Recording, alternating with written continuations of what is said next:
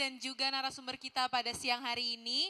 Bapak dan Ibu sekalian, mungkin oke, siap Bapak Jack. Oke, selanjutnya ini kita akan ada sesi selanjutnya yaitu pemasaran relasional di era digital.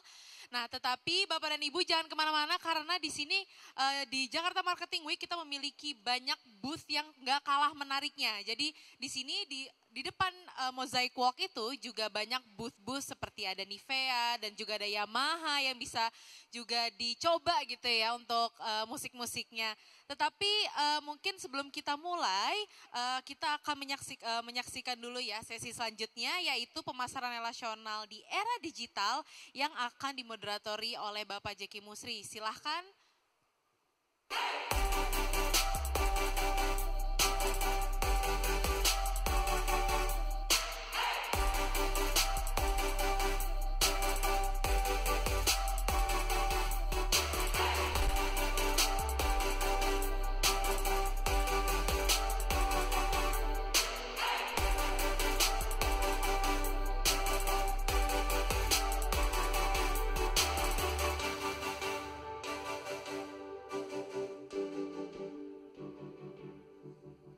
Oke, baik, kembali lagi di sesi pemasaran relasional di era digital, di mana di sini nanti akan ditemani kembali oleh Bapak Jeki Musri. Silakan Pak, duduk terlebih dahulu. Dan tentunya setelah ini kita akan ada narasumber yang tentunya berbeda ya dari sebelumnya. Di sini saya akan menyapa kepada Dr. Asnan Furinto selaku Deputi Dean Binus Business School dan juga di sini ada Dr. Krista Nugraha selaku Founder Aranet Indonesia Sejahtera dan juga nanti diakhiri oleh opinion observer dari Bapak Ardi Ridwansyah. Ya, silakan. Mungkin ya, setelah keynote, Pak. Ya, oke. Mungkin di sini kita lihat dulu ya. Nah, setelah ini akan ada video showcase terlebih dahulu ya, Bapak Jeki Musri dan setelah video showcase baru kita akan mulai untuk panel sessionnya. Mungkin untuk video showcase-nya silahkan ditampilkan. Pemasaran relasional merupakan strategi yang dirancang untuk menarik dan mempertahankan pelanggan loyal. Hal ini merupakan kelanjutan setelah terjadi transaksi pembelian. Tujuan utamanya adalah untuk membentuk loyalitas yang pada akhirnya dapat menciptakan advokasi positif dan bahkan pembelian berulang. Untuk itu, perusahaan harus dapat mengenal dan memahami pelanggan, untuk kemudian membangun suatu relasi yang kuat dengan berdasarkan tujuan yang saling menguntungkan. Pemasaran relasional itu adalah aktivitas dari brand kepada pelanggan untuk memaintain atau melakukan engagement kepada mereka. Jadi memang untuk kegiatannya biasanya bertujuan untuk memberikan informasi terkait produk atau layanan agar dari pelanggan itu membuat mereka tertarik menggunakan produk atau layanannya. Bahkan kalau misalnya mereka nyaman atau mungkin suka dengan produknya, dia akan merekomendasikan kepada kolega atau mungkin rekan-rekannya. Itu merupakan strategi pemasaran untuk menarik perhatian dan menarik loyalitas customer-nya. Aku brand baju, satu mereknya Uniqlo. Contohnya ada Pepsodent, terus ada skincare. Karena fittingnya cocok, terus juga desainnya lucu-lucu, kayak beli kaos ada gambar anime yang disuka. Kalau skincare kan saya rutin tuh beli Skintific. Itu karena cocok aja di muka aku. Contohnya kayak melembabkan gitu. Kalau untuk Pepsodent karena harganya aja gitu.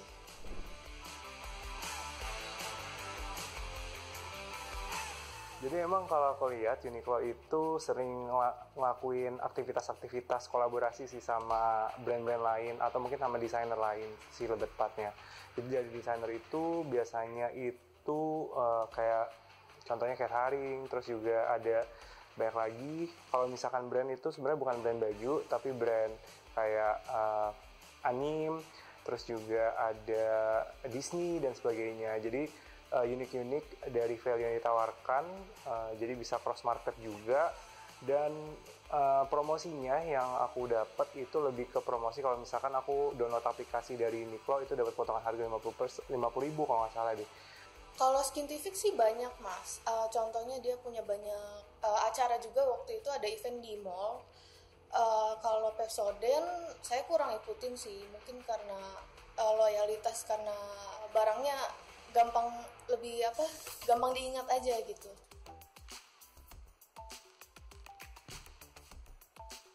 Engagement yang dilakukan dari aku ke Uniqlo sebenarnya belum ada ya, maksudnya secara komunikasi lewat platform digital.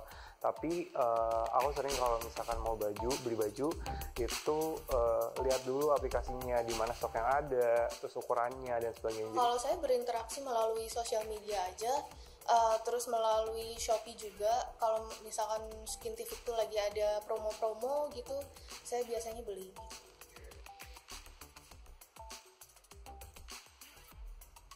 Agar tetap align dengan kebutuhan pelanggan dan juga tetap align terhadap industri. Jadi oleh karenanya pendekatan humanis itu juga cukup penting, di mana pendekatan humanis itu membawa brand juga mengenali pelanggannya dan juga tetap membuat pelanggan itu bisa beli lagi produknya lewat aktivitas-aktivitasnya, kayak contohnya mungkin pembelian promo atau mungkin sekarang lagi zamannya live, jadi biar tahu juga fittingan. Jadi selain pelanggan lihat fotonya aja, mereka juga bisa membayangkan kualitas bahannya seperti apa, dan juga bisa membayangkan juga apabila nanti mereka ingin menggunakannya. Menurut saya sangat penting sih untuk menjaga loyalitas, karena kalau misalkan orang udah berganti brand terus mereka cocok, itu kan mereka kehilangan customernya gitu. Contoh strateginya mungkin bisa ada membership gitu ya. Kalau misalkan di coffee shop kan ada membership, terus ada promo-promo juga gitu. Jangan lupa datang ke Jakarta Marketing Week 2024 di Grand Atrium Kota Kasablanka 15-19 Mei 2024. Jangan lupa datang, acaranya seru-seru banget. Oke? Oke, baik teman-teman dan rekan-rekan sekalian. Itulah tadi video showcase-nya ya, sangat menarik menjelaskan mengenai pemasaran relasional di era digital menurut generasi-generasi muda. Nah, mungkin ini biar tidak berlama-lama lagi, saya akan mengundang untuk para keynote speaker dan juga narasumber kita pada siang hari ini. Saya akan undang untuk Prof. Dr. Teddy Pawitra untuk maju ke depan untuk menyampaikan keynote-nya, dan juga nanti saya akan undang juga untuk Dr. Asnan Furinto dan juga Dr. Krisna Nugraha. Silakan Bapak sekalian untuk bisa maju di panggung. Baik, kita sambut bersama Profesor Teddy Pawitra. Selamat siang, Prof. Let me hold your hands, Prof.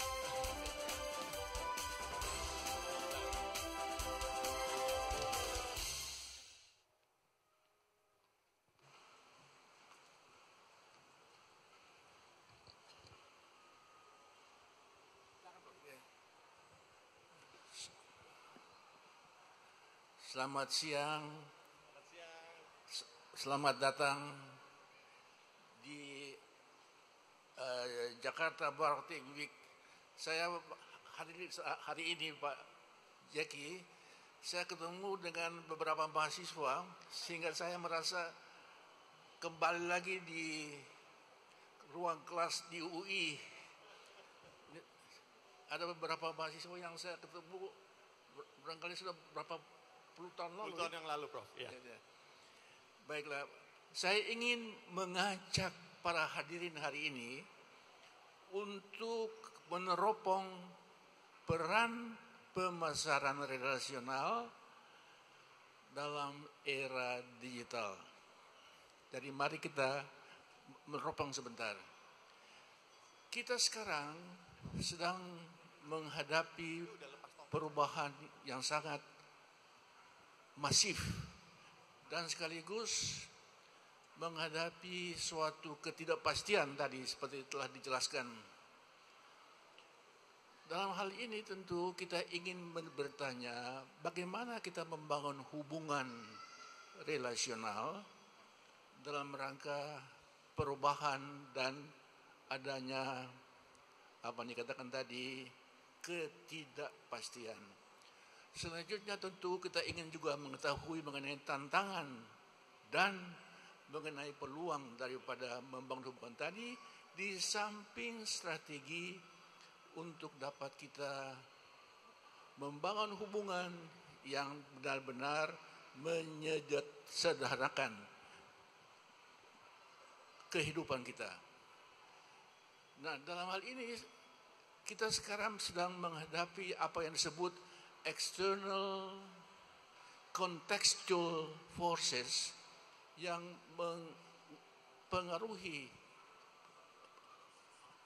hubungan kita di antara pelanggan, pemasar, dan pelanggan.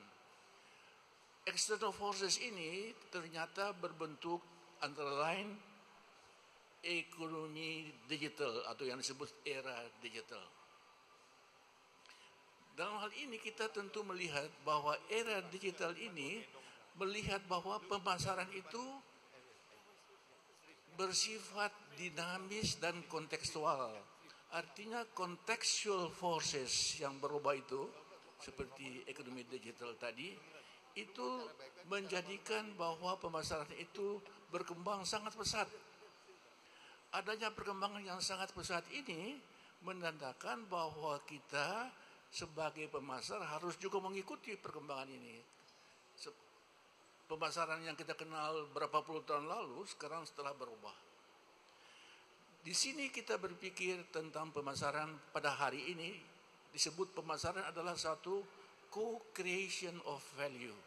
Co-creation of value artinya nilai tambah yang dihasilkan pemasaran itu dihasilkan oleh pemasar dan pelanggan. Kalau dulu dikatakan hanya pemasar, sekarang dengan pelanggan.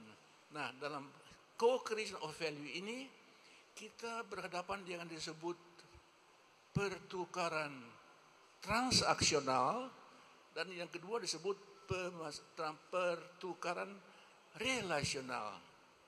Nah, pemasaran transaksional itu juga disebut pemasaran tradisional, pemasaran yang kuno. Sekarang kita berbicara mengenai pemasaran relasional di mana dibangun hubungan yang menguntungkan itu dikatakan pemasaran masa kini.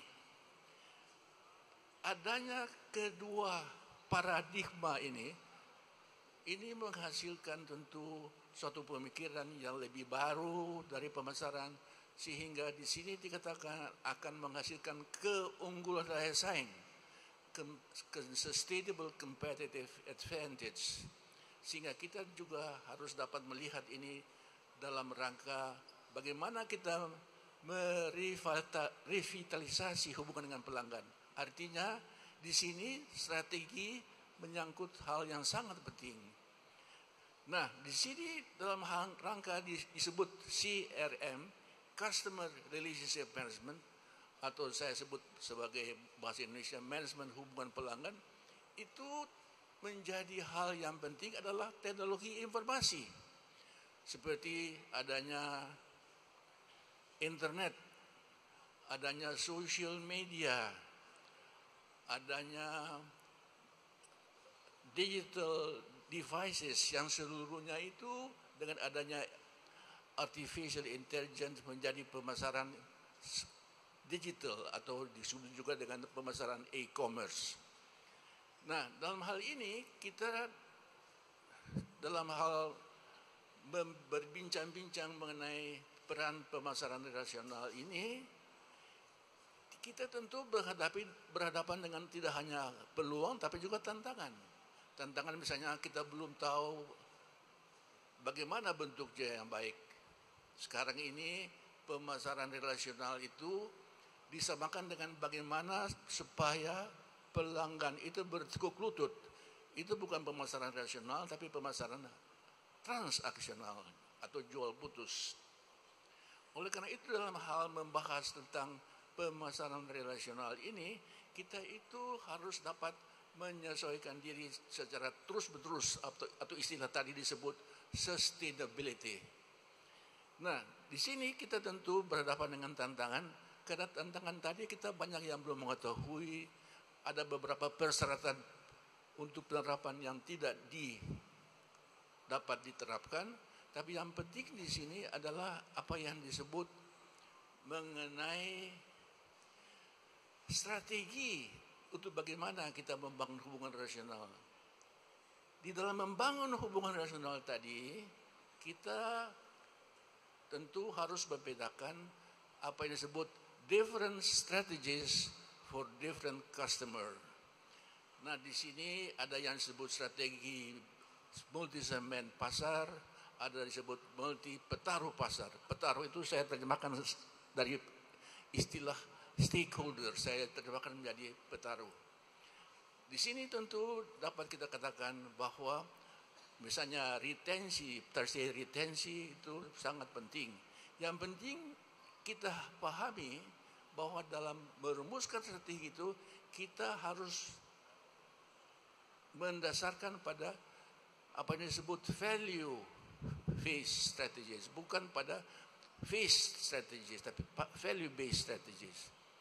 Oleh karena itu, di dalam hal ini, kebetulan buku saya yang setelah diterbitkan itu, dikatakan bahwa kita itu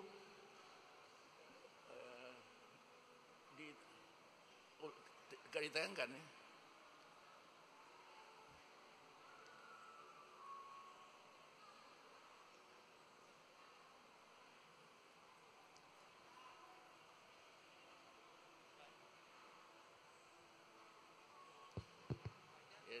Ditayangkan Ya, slide-nya bisa tolong ditayangkan tuh yang slide-nya Prof tadi.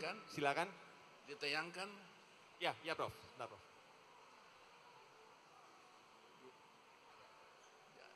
Apa bisa ditayangkan? Bisa Prof. Nah, Prof. Philip Kotler itu seorang pebasar yang pada saat ini sudah berumur 92 tahun, itu wanti-wanti mengingatkan kita sebagai berikut. Ya, sebentar Prof.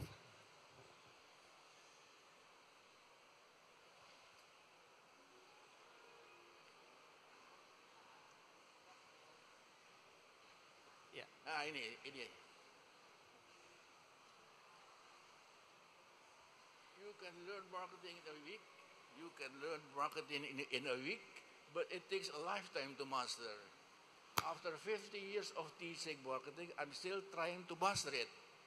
Do not fooled by my title, Father of Modern Marketing.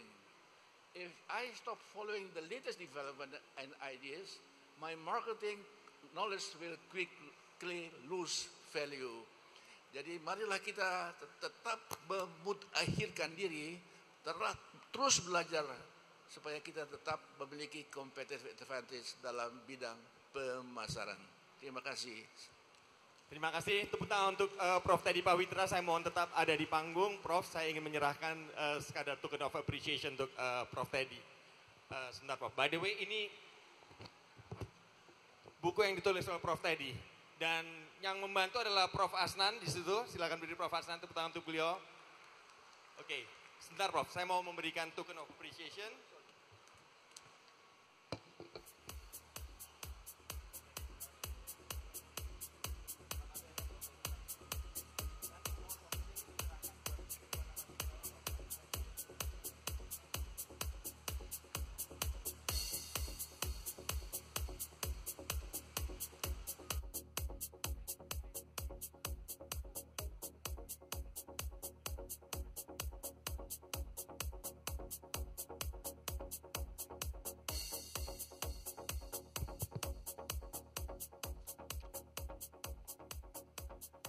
Baik Bapak Ibu sekalian, buku yang ditulis oleh Prof Teddy adalah buku ajar, itu ada di pojok sebelah situ, diterbitkan oleh Gramedia. Nanti silakan mengunjungi tempat bukunya di sebelah situ. Itu coba beri dong mbaknya yang kasih dada-dada itu yang pegang buku. Nah itu, oke, sebelah situ ya.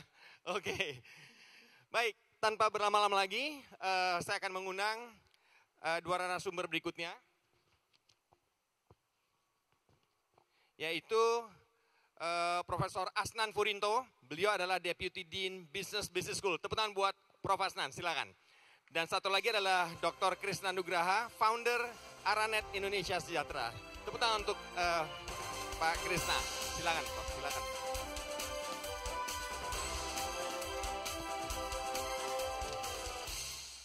Baik, kita juga ada Mas Ardi Ridwansyah sini, kandidat doktor kita yang sedang kusut ngurusin karya akhirnya disertasinya. Kita doakan semoga cepat lulus ya Mas Ardi ya. Baik, saya mulai ke Prof Asnan. Prof Hasan adalah yang membantu Prof Teddy dalam penulisan buku tersebut. Betul ya Prof ya? Setelah menulis begitu lama Prof, apa yang kita lihat sangat relevan untuk kondisi sekarang dalam digital era, tetapi juga sekaligus challenge-nya, karena kan knowledge kan berkembang terus Prof ya. Silakan Prof. Ya, terima kasih Dr. Jeki atas kesempatannya ya. Selamat siang Bapak Ibu semua yang kami hormati. Saya mendapat kehormatan waktu itu dari Prof Teddy karena beliau ini juga waktu saya mengambil disertasi, beliau adalah promotor saya. Jadi waktu beliau meminta saya untuk memberikan masukan atau mereview naskah beliau, wah terus terang saya ini juga ya, kalau anak sekarang bilang anxiety gitu ya. Wah ini kalau saya nggak bener reviewnya bisa kualat ini gitu ya. Tapi luar biasa bisa dibilang kontribusi saya sangat minimal di buku ini ya, karena yang Prof Teddy tulis itu sudah sangat komprehensif ya, sangat lengkap dan bahkan surprisingly cukup up to date dengan perkembangan kondisi saat ini Pak Jeki. Jadi yang saya waktu itu lebih banyak berikan masukan atau saran adalah waktu itu Prof Teddy juga bilang terhadap cases-nya. Jadi case studies yang untuk melengkapi buku itu diperlukan beberapa contoh practices ya, contoh application dari prinsip-prinsip pemasaran relasional. Itu yang saya bisa berikan beberapa masukan ya. Tentunya ada hal kecil semacam mungkin tadi Prof Teddy ini juga termasuk sering menggunakan istilah padanan bahasa Indonesia yang menurut saya cukup bagus ya. Jadi tidak semua kita menggunakan bahasa Inggris. Kayak tadi istilah stakeholders gitu ya. Biasanya kita kan yang umum pemangku kepentingan. Tapi kalau Prof Teddy dari dulu istilah stakeholders adalah petaruh katanya.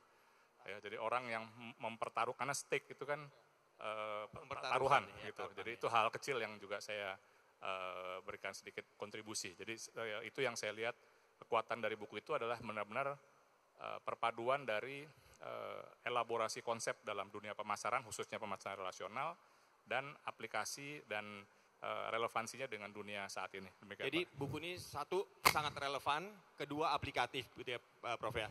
Nah tantangannya sekarang kan adalah kita lihat bahwa banyak orang nih maunya instan, maunya pendek-pendek, sari-sarinya saja ya. Betul. Padahal kita tahu dalam belajar sesuatu kan nggak bisa instan seperti itu. Betul. Ini bagaimana untuk menarik orang untuk kembali membaca buku yang sangat penting dan relevan ini, Prof? Silakan. Betul, Pak Jeki, itu tantangan kita saat ini, terutama mungkin teman-teman di sini yang sebagai edukator juga atau akademisi, attention span anak-anak sekarang kan memang makin lama makin pendek ya. Di satu hal baik karena mereka cepat catch up dengan latest development, tapi di lain pihak begitu anything longer than 3 minutes itu udah langsung di skip sama mereka ya, yang istilahnya sekarang puncak tertinggi dari piramida pengetahuan tuh FYP katanya Pak. Yeah. Jadi FYP-nya itu yang paling up to date gitu ya. Sementara untuk bisa meresap dan mendalami pengetahuan dengan baik, mengendapkan itu memang butuh proses. Jadi memang tugas kita mungkin dimulai dari edukator dulu ya. Jadi kalau edukatornya sendiri tidak membiasakan untuk memberikan materi ajar yang sifatnya bacaan gitu ya, kemudian dibahas di kelas dengan perlahan gitu, bisa jadi anak-anak itu atau mahasiswa sekarang menjadi kurang merasa itu penting gitu. Mereka langsung cari summary-nya, minta PPT-nya saja misalnya begitu ya. Itu yang menurut saya tantangan dimulai dari edukatornya dulu yang harus mau untuk bercapek-capek tanda kutip untuk membaca materi yang bisa dibilang terutama yang di pasca sarjana ya, untuk membaca materi yang cukup tebal gitu. Ya. Baik, terima kasih banyak. Izin beralih ke Dr. Krishna. Sekarang kita bicara dalam penerapan sehari-hari. Apa challenge-nya menerapkan relational pemasaran rasional ini? Karena kita tahu sekarang sudah era teknologi, ada orang mengatakan bahwa sekarang relations bisa digantikan dengan pokoknya ada data, ada AI, ada sistem, everything is okay. Anda setuju atau tidak setuju atau bagaimana tanggapannya? Silakan Pak Krishna. Terima kasih Pak Jeki. Bapak Ibu sekalian, saya cerita sedikit ya Pak Jeki tentang apa yang kami lakukan. Jadi kami small company, local company, udah hampir 8 tahun, kurang dari 40 orang Bapak Ibu sekalian, tapi customer kami di seluruh Indonesia. Dan yang menarik adalah customer kami itu di rural area Pak, yang jauh gitu ya. Dari kota kami melayani agent yang mereka melayani transaksi keuangan. Jadi kalau orang di desa itu mereka mau ambil ATM ke bank mesti 2 jam gitu ya. Nah kami mendekatkan financial infrastructure ke mereka gitu ya. Jadi yang pertama dikaitkan sama relationship marketing adalah bisnis kami ini terjadi setelah transaksi. Jadi pada saat kami akuisisi gitu Pak Jeki, itu belum ada cuannya tuh. Kalau mereka bertransaksi kemudian barulah kami akan dapat pendapatannya. Jadi artinya nggak mungkin jual putus. Nggak mungkin kami sekali ketemu akuisisi selesai, nggak mungkin. Karena kalau nggak dibikin relationship jangka panjangnya nggak mengalir tuh pendapatannya. Jadi secara business model kami nggak ada pilihan selain menerapkan relationship marketing. Karena nggak bisa jual putus di depan kami tinggalin. Itu yang pertama. Yang kedua tantangannya pasti karena geographical location. Nggak mungkin kita visit setiap customer kami setiap hari, setiap bulan, nggak mungkin. Gitu, karena jauh-jauh gitu ya. Kami punya customer yang di pulau, dari tempat mereka ke ATM terdekat harus pakai perahu gitu ya. Jadi nggak mungkin kami samperin. Nah itu tantangan luar biasa dan itulah KAMS Digital Technology sangat-sangat membantu. Itu yang kami sangat rasakan. Nggak mungkin kita bisa maintain relationship dengan customer di luar Jawa yang jauh-jauh kalau nggak ada teknologinya. Nah yang menarik sekarang adalah teknologinya itu nggak sembarangan ternyata gitu. Nggak semua sosmed applicable gitu. Kami perhatikan yang simple gitu Pak Jeki misalnya ya. Pelanggan kami di daerah itu punya smartphone. Tapi paket datanya WA only. Jadi nggak bisa buat internetan. Mostly paket datanya adalah entertainment, WA, communication, atau YouTube. Jadi kalau kita mau bilang silahkan kunjungi portal gitu ya, nggak bisa. Gitu. Mereka masukin username untuk lihat poin loyalty, nggak bisa. Karena mereka paket datanya kebanyakan adalah WA only atau YouTube. Jadi kita optimize apa yang mereka punya, habitnya seperti apa. Itu contoh kecilnya Pak Jeki. Ya, jadi kalau kita lihat sebetulnya yang pasti relational tetap harus terjadi. Teknologi sebagai enablernya begitu, dan itu pun kita harus menyesuaikan dengan yang ada di lapangan begitu ya. Wow. Betul. Ya karena memang kalau kita maksainnya kita mau gitu ya, nggak akan sampai. Mereka nggak bisa terima gitu. Oke, baik. Terima kasih banyak Pak Krisna. Saya kembali ke Prof. Asnan. Prof, kalau kita lihat ya teknologi itu certain extent memang sangat membantu ya kita lihat tadi. Tetapi pada sisi lain, karena nggak kelihatan human-nya kurang lebih seperti itu. Padahal kita tahu beberapa produk perlu pendekatan yang sangat human centric kurang lebih seperti itu. Bagaimana menyiasati dalam kondisi seperti ini? Silakan Prof. Ya Pak Jeki, jadi memang relationship marketing ini dengan perkembangan teknologi menjadi berubah sekali scope-nya dan juga nature-nya gitu ya. Tapi memang di belakang itu ada sesuatu yang basic yang tetap stays gitu ya, prinsipnya. Sebagai contoh, kalau kita bicara dari mungkin konsepnya dulu ya, itu relationship marketing di bukunya Prof tadi juga dibahas. Itu menurut Gameson itu ada total relationship marketing yang meliputi 30 jenis hubungan. Jadi hubungan itu sekarang sudah semakin kompleks, bukan hanya antara perusahaan dengan pelanggan, perusahaan dengan supplier, tetapi sudah masing-masing pihak ini bisa saling terhubung. Kayak ekosistem gitu berarti. Kayak ekosistem, betul Pak Jeki. Jadi semua itu scope-nya relationship marketing itu menjadi semakin luas, menjadi kalau dulu tuh hanya mungkin bilateral gitu ya, multilateral, sekarang mungkin total. Oh berarti nggak linear lagi begitu betul, ya? Nggak linear Pak Jeki. Jadi itulah di mana aplikasi relationship marketing menjadi semakin luas, tetapi ada dua prinsip dasar yang tetap, yaitu trust dan komitmen. Trust dan komitmen. Ya itu yang dari berbagai penelitian ya, prinsip itu dari Morgan and Hunt waktu itu komitmen dan trust itu yang menjadi dasar. Tadi seperti Pak Dr. Krisna sampaikan juga misalnya, itu tentunya apalagi ini menyangkut uang gitu ya Pak Krisna ya, itu pasti hubungan antara prinsipal, agent dengan masyarakat yang salurkan itu bisa terjadi kalau ada trust antara mereka gitu.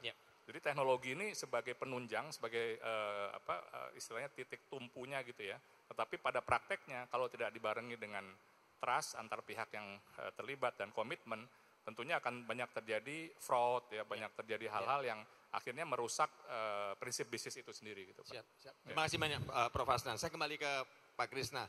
Pak Krisna, kita lihat bahwa secara sains ini sudah ada konsepnya dan bagus sekali ya, dan bukunya juga kita punya yang ditulis oleh Prof tadi dan dibantu oleh Prof Asnan.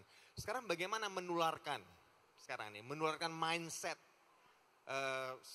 relationship ini ya dengan customer. Kan nggak semua orang punya calling untuk bisa engage gitu lah ya. Kan hanya orang yang punya calling memang ya, yang bisa membangun yang dalam tanda kutip kita sebut sebagai suatu hubungan relasi yang sangat bagus sekali, sangat oke.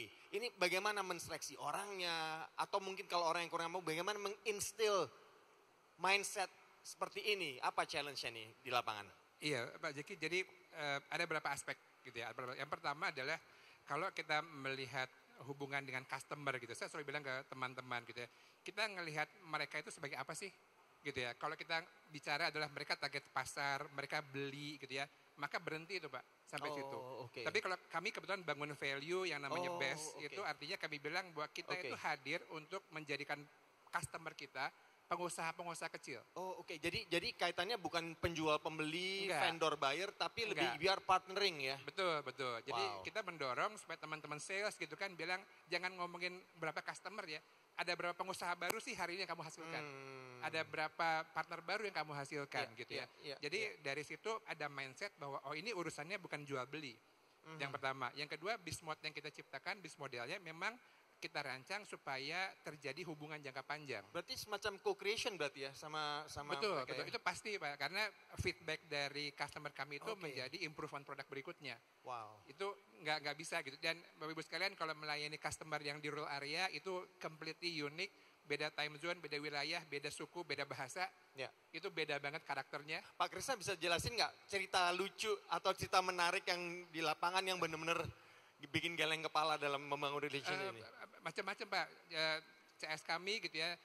Udah terbiasa gitu kan kalau dengar telepon atau WA dari Medan sama dari Makassar gitu kan udah tahu itu nggak marah-marah ya kan emang gitu ngomongnya gitu ya. Jadi kalau di Jawa beda lagi approach-nya gitu kan. Kemudian jam operation Pak, ada berapa daerah yang mereka spontan gangguan saat itu lapor tapi ada yang enggak. Ada yang besoknya baru lapor pagi gitu ya. Jadi kalau kami melayani jam WIB itu agak susah karena customer-customer kami yang di timur udah online. Jadi kita nggak bisa di Jakarta jam 6 tuh nggak bisa. Karena udah ada akan rame jam 4 pagi gitu ya. Nah, jadi melayani berbagai diverse customer sebetulnya. Oke, berarti pemahaman local context, Penting. psikografis dari customer itu menjadi sangat penting sekali ya. Betul. Dan kami kebetulan mengandalkan infrastruktur telekomunikasi gitu. Jadi setiap daerah itu ya nggak semua sinyalnya kenceng gitu ya. Kita mesti ngerti juga tuh kenapa dia sering gangguan, siapa providersnya gitu ya. Jadi variabelnya jadi banyak gitu kalau kita mau handle satu persatu gitu. Terima kasih. Saya kembali ke Prof. Asnan. Tadi melanjutkan tadi yang disampaikan oleh Dr. Krisna tadi. Dan juga tadi Prof. tadi mengatakan bahwa kita harus memahami segmen kan. Melayani itu harus memahami segmen itu ya. Challenge-nya apa nih Prof? Untuk memahami segmen yang sangat dinamis sekarang. Kalau dulu kan gampang mengontak-kotakan tadi yang seperti Pak Krisna sampaikan ya. Tapi kan sekarang begitu dinamis ya. Meskipun ada teknologi tetap aja kita perlu pemahaman yang mendalam. Ini apa nih yang perlu kita lakukan untuk hal ini? Ya betul Pak Jeki. Jadi challenge-nya memang semakin besar ya di era digital karena cara marketer atau cara perusahaan membuat segmentasi pun kemungkinannya makin besar atau variasinya bisa makin besar. Kalau dulu hanya berdasarkan demografis misalnya gitu ya. Tadi sekarang bisa berdasarkan generasi gitu. Sekarang udah ada at least 3 atau bahkan sebentar lagi 4 generasi ada di pasar. Kohortnya ya berarti. Kohortnya dari mulai baby boomers, X, Y, Z, bentar lagi alpha. Ya. Jadi itu sudah membuat segmentasi semakin complicated.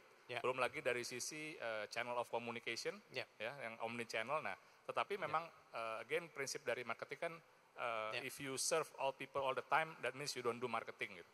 Justru marketing itu at the end you have to choose. Kita boleh bikin matriks 5x5, 10x10 untuk membuat segmentasi, tapi at the end kita harus jelas mana yang menjadi target market pilihan kita yang untuk kita jadikan long term relationship. Baik, terima kasih banyak. Oke, tepuk tangan untuk kedua narasumber kita. Ini waktunya singkat sekali ya. Mungkin ada 1-2 penanya yang ingin menanyakan langsung kepada narasumber. Silakan. Ya, satu lagi. Oke, mungkin satu dulu sebentar ya. Oke, mungkin Mas yang ganteng ini kita undang ke panggung. Tepuk tangan dong untuk Mas yang ganteng ini ya. Supaya bisa lebih kelihatan ini ya. Oke, silakan. Ya, naik aja ke atas panggung Mas, nggak apa-apa. Perkenalkan namanya, dari perguruan tinggi mana, dan langsung ke pertanyaan apa. Silakan. Oke, mohon izin Prof. tadi, Prof. Asnan dan Dr. Krisna dan Pak Jeki. Oke, perkenalkan nama saya Muhammad Heka Adlani, saya dari Universitas Respati Indonesia. Oke, mungkin ada beberapa pertanyaan yang ingin saya tanyakan kepada Prof. Krisna dan Dr. Asnan. Prof. Asnan dan Dr. Krisna terkait judul yang kita anu di dalam kegiatan hari ini, bahwa peran pemasaran relasional di era digital. Oke, ingin saya tanyakan bahwa sebuah relasional itu adalah sebuah opportunity di bidang kewirausahaan, Pak. Oke, di mana yang namanya opportunity atau sebuah peluang itu pasti ada ancaman dari luar, baik itu dari relasi gitu. Yang ingin saya tanyakan bagaimana cara mengantisipasi jika memang ada relasi, apalagi di era sekarang untuk membangun hubungan itu pasti ada yang sesuatu dari salah satu sudut pandang itu kita butuh gitu, karena kebutuhan. Ya. Bagaimana cara mengantisipasi untuk agar kita nggak dapat ancaman dari relasi yang kita bangun ini. Oke. Prof. Asnan, dan juga bagaimana cara, karena ini di era digital ya, bagaimana cara membangun relasi yang lebih kuat lagi gitu. Jadi kita terhindar dari ancaman dari relasi yang kita buat. Kurang lebih seperti itu, Prof. Baik. Terima kasih banyak atas kesempatannya. Tepuk tangan, oke, terima kasih. Silakan mungkin langsung jawab oleh Prof. Ars nanti. Silakan Prof. Krisna tambahin juga. Ya, silakan. Terima kasih. Tadi pertanyaannya siapa tadi? Mas Muhammad ya tadi ya? Ya, Muhammad ya. Oke, jadi memang sesuai dengan konsep tadi ya, pemasaran relasional itu memang kita harus memilih gitu ya. Jadi tidak semua pelanggan atau market yang akan kita jadikan sumber dari customer kita, itu bukan berarti semua memiliki value yang sama. Ya, makanya justru disitulah perlu ada customer value management gitu ya. Kita harus pilah mana yang memiliki potensi untuk menjadi long term partnership gitu, long term partner untuk hubungan di antara perusahaan dengan pelanggannya ya. Nah, jadi justru itulah gunanya tadi saya sempat sampaikan dari pertanyaan Pak Jeki di awal, ada prinsip dasar yang walaupun teknologi berkembang ya, ekosistem makin luas, tapi dua prinsip yaitu trust dan komitmen tadi itu, makanya balik ke situ, berarti itu menjadi qualifying factors gitu. Jadi tidak semua customer mungkin kalau kita terapkan syarat itu, nggak semua lewat kriteria trust sama lewat kriteria komitmen. Tadi seperti mungkin Pak Krisna nanti juga akan menjelaskan lebih detail. Tidak semua masyarakat tadi ya di remote area itu semua layak untuk mendapatkan kepercayaan dari bisnisnya Pak Krisna untuk menjadi agen ATM tadi gitu ya. Pasti ada sesuatu yang di-assess juga ya oleh pihak prinsipal, oleh pihak bank sampai diberikan kepercayaan. Jadi intinya tadi bagaimana mengantisipasinya ya butuh waktu. Tidak bisa sama kayak orang membina hubungan ya. Wah, Mas Muhammad udah punya pacar belum? Banyak pacarnya, banyak pasti. Banyak. Nah, kan nanti boleh banyak tapi akhirnya dipilih satu gitu kan. Nah, itu kan satu itu pasti melalui kriteria trust dan komitmen ya, long term ya. Yang lain mungkin pelan-pelan terseleksi gitu. Analoginya sebenarnya mirip karena pemasaran relasional kan is about relationship. Ya, kurang lebih seperti itu. Nanti Pak Krisna silakan. Silakan tambahin Pak Krisna. Terima kasih Pak San. Jadi yang tadi disampaikan menarik karena kami selalu memandang bahwa tidak semua orang harus jadi customer kami gitu. Itu yang kami tekankan gitu. Jadi kita juga akan lihat bahwa kalau memang dari awalnya dia udah nanya harga, minta murah, udah pasti bukan customer kami. Jadi kita akan tahu di awalnya gitu ya. Yang kedua, relationship itu buat kami menjadi seleksi alam. Kalau udah kita baikin dia menjauh, ya udah kita tinggalin. Gitu. Karena buat kami ada effort buat menjaga hubungan. Bikin relationship itu ada effortnya. Harus win-win berarti ya? Harus win-win, betul, betul. Jadi kalau customer adalah raja ya, penjual dewanya gitu. Jadi kalau kita nggak pernah takut sama customer gitu, karena penjual dewanya. Nah, artinya kalau saya melihatnya adalah tadi gitu. Itu seleksi alam melalui relationship yang kita bangun. Kalau sudah kita usahakan yang terbaik, kita mendekatkan diri, bangun loyalty, tapi dia menjauh, berarti bukan customer kami. Bahaya itu. Saatnya. Gitu. Baik, tepuk tangan untuk narasumber kita, Pak Krisna dan juga Prof. Asnan ya. Dan sekarang sudah waktunya, karena waktunya sangat pendek sekali, saya mengundang rekan saya, Ardi Ridwansyah, sebagai observer, memberikan opininya. Tepuk tangan untuk Mas Ardi Ridwansyah. Silakan Mas Ardi. Baik, di atas panggung aja dong, di atas Bapak Ibu panggung. sekalian.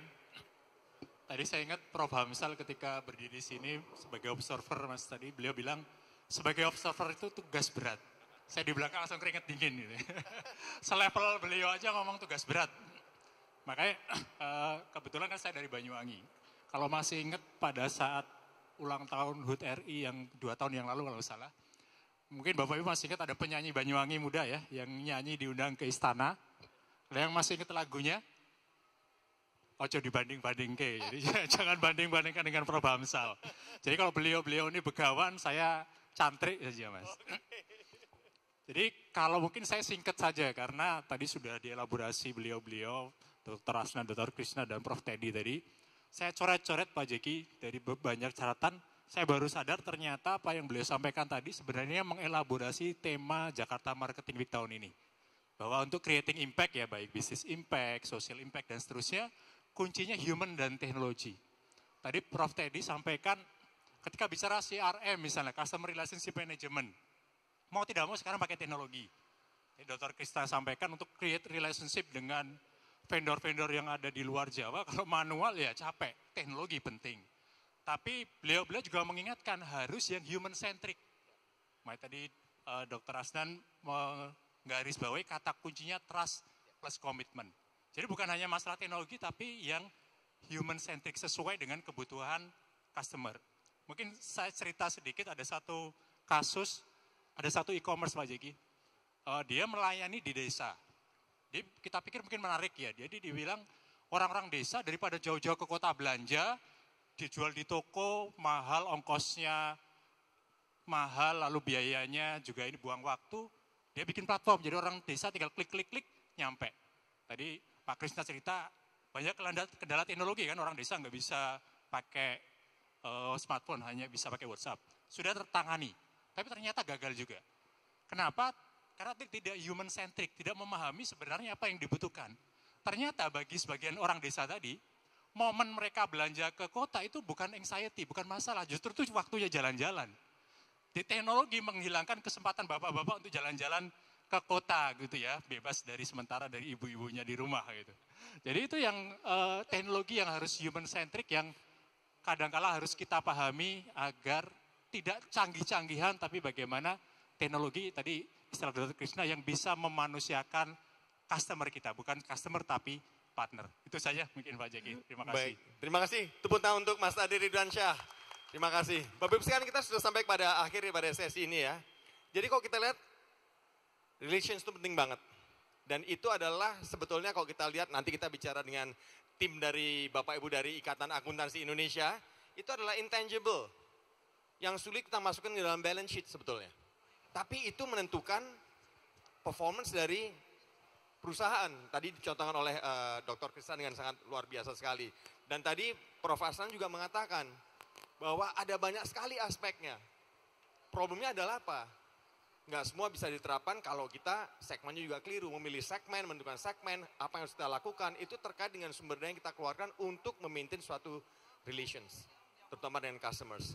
Itu yang dapat saya simpulkan, dan saya kembali mengundang Prof. Teddy untuk menyerahkan token of appreciation untuk para narasumber kita. Prof. Teddy ini adalah dosen dari dosen saya, jadi saya 3 generasi di bawah beliau nih. Silakan Prof. Teddy. Oke. Kasihin ke Prof. Teddy langsung ya. Ke siapa dulu? Pak Krishna. Oh ya, silakan Prof.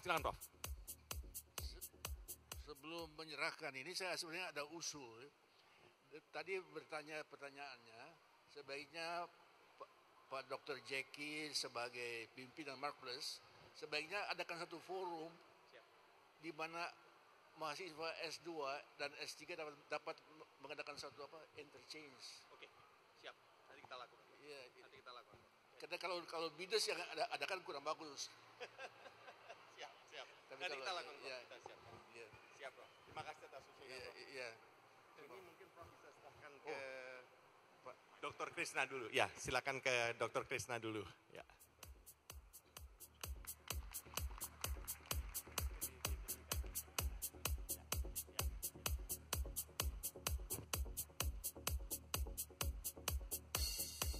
Baik, satu lagi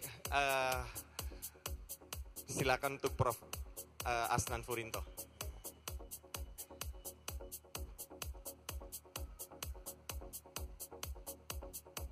Dan kita foto bareng ya. Oke, kita foto bareng. Pak Krishna sini aja Pak, mungkin supaya di tengah ya. Oke. Ya, silakan Prof, kita foto bareng sama Mas Ardi juga. Oke.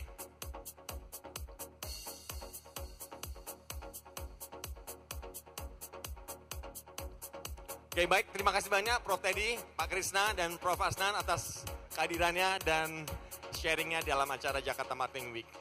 Saya serahkan kembali ke MC, silakan MC. Tes.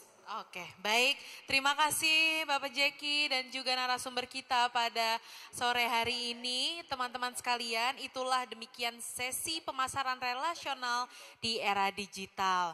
Nah, di sesi selanjutnya ini nanti